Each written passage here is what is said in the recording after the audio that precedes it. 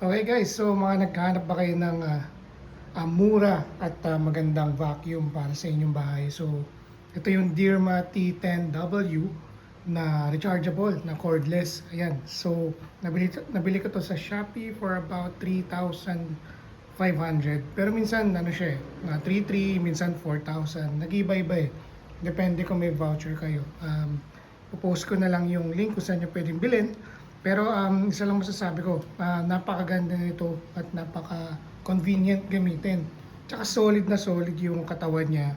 Yung build niya, yung suction power niya is more than enough sa aking carpet, sa aking tiles dito.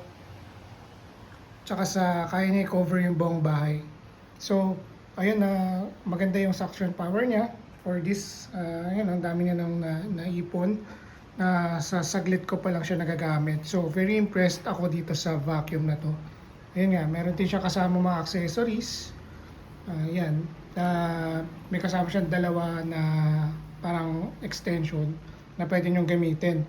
Depende sa sitwasyon, no? Pwede sa carpet, pwede sa sofa. Yun nga, pwede rin sa sasakyan, sa mga cabinets nyo, sa mga hindi abot. Yan, pwede nyo gamitin yung extension na yun or yung mga iba pang lugar na hindi kaya nitong roller na to.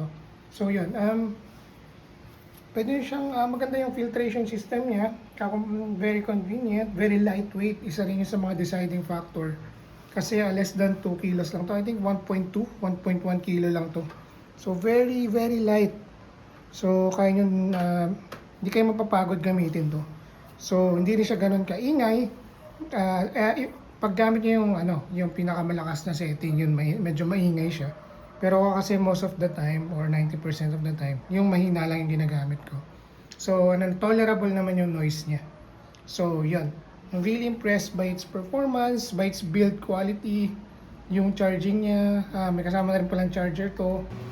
So kahapon ginamit ko na siya. Dami niya nang nahigop. Tapos yun nga, magaan lang siya. Tapos ito yung pinaka-roller niya, meron siyang anti-tangle na hair. So hindi nagkukumpul yung hair dito. So meron siyang parang technology na hindi siya yung magsa-stock up dahil sa buhok. Kaya ang dami kasing babae dito. Tapos marami ring mga aso. So very useful yung technology niya. Tapos ito yung roller niya. Ito yung metal base niya.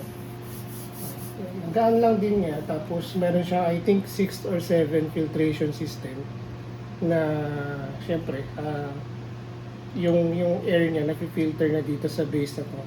Tapos madali lang din siyang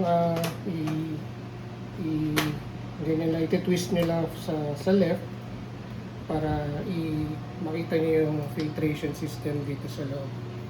So ito naman is naglalast ng mga 45 minutes sa pinakamahinang settings. Tapos pag pinakamalakas naman mga 20 minutes or 15 minutes, ganun. So ginagamit ko lang siya sa lowest settings kasi malaki yung bahay. Tapos kaya naman niya i-cover yung buong bahay for 45 minutes.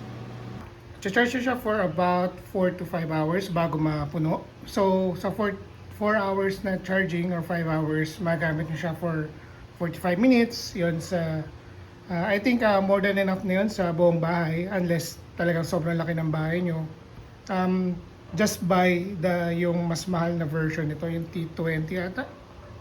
Basta may mas malaking version niya, mas mabigat yun. So, sa 45 minutes, I think nagagamit ko lang less than 30 minutes, covered na yung buong bahay.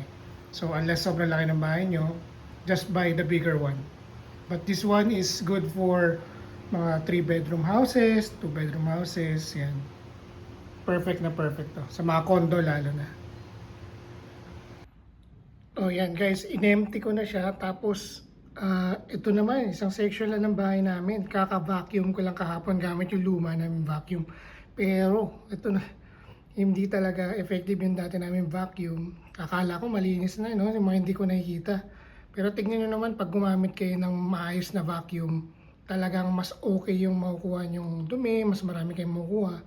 Tsaka ma-maximize nyo yung paglilinis nyo, no? Hindi sayang oras at pagod nyo.